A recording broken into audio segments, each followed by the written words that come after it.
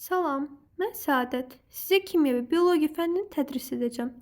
Bu gün isə kimya 7-ci sinif yeni dərslikdən mövzu 1.4 olan metallar və onun xassələri mövzusunun tapşırıq izahına baxacağıq.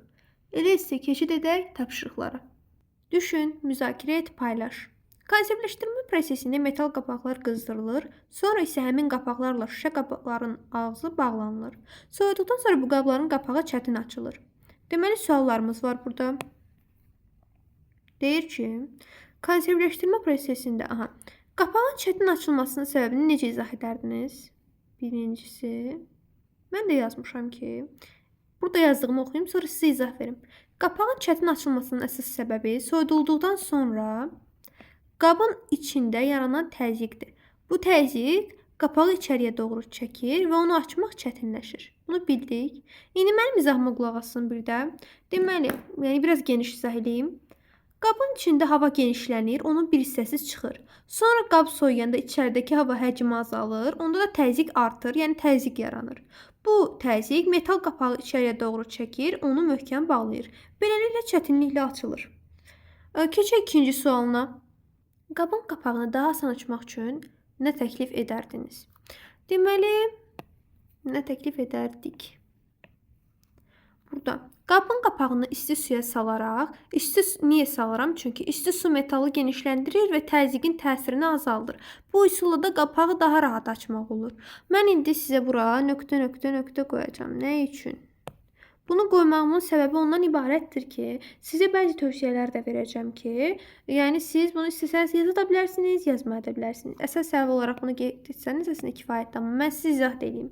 Məsələn üçün, qapağın altına konserv açacağı ilə qapağın bir küncünü qaldıra bilərəm, qapağın kənarına yüngülcə vura bilərəm, bu hava keçini təmin edir və təzyiqi balanslaşdırar və s. ilə axır. Siz də bunu düşünə bilərsiniz. Elə bu mövzunun, bu tapşırığın başlığı nədir?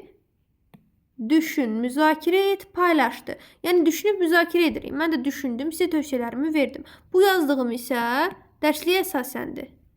Bəli, keçək indi öyrəndiklərinizi tətbiq edin. Öyrəndiklərinizi tətbiq edin. Platindən zinət əşyalarının hazırlanmasında istifadə olunur. Bu, platinin hansı ki mühüm xassəsi ilə əlaqədardır, fikrinizi əsaslandırın.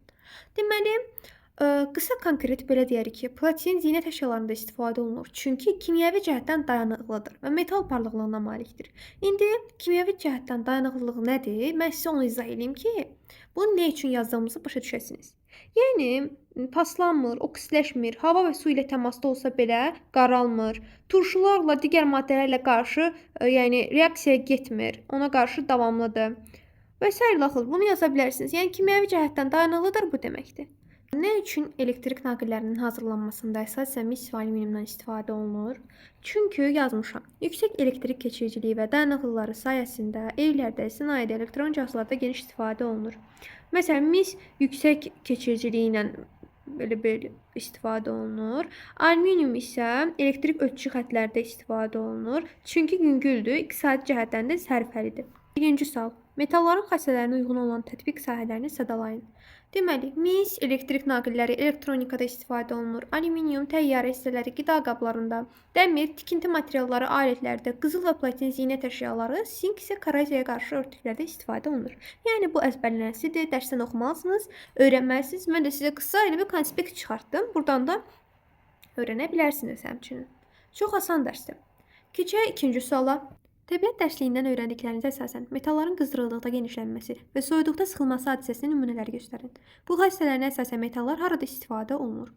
Deməli, bunlar hər ikisi fiziki hadisələrdir. İsti artanda metal atomlar bir-birindən uzaqlaşır, yəni genişlənirlər. Soyuyanda isə yaxınlaşır, yəni sıxılırlar.